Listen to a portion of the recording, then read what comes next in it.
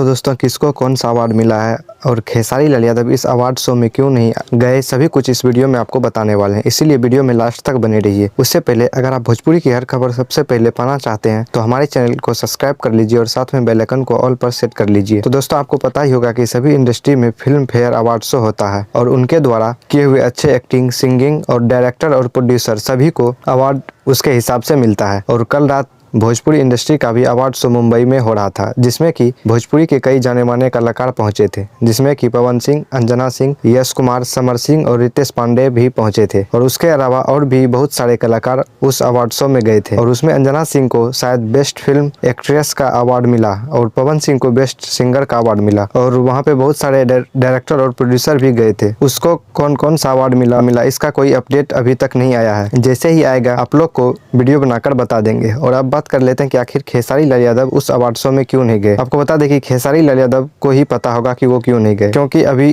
किसको कौन सा अवार्ड मिला है ये भी पता नहीं चलता है और जिसको भी जो अवार्ड मिलना चाहिए शायद वो उसके हिसाब से नहीं मिलता है। पता नहीं क्या होता है। चलिए छोड़िए, दूसरे वीडियो में आपको अच्छे से इस अवार्ड शो के बारे में बताएंगे कि किसको कौन सा अवार्ड मिला है। तो दोस्तों अगर आपको वीडियो अच्छी लगी हो तो वीडियो को लाइक और चैनल को सब्सक्राइब कर लीजिए। मिलते हैं अगली वीडियो में, तब तक के लिए धन्यवाद।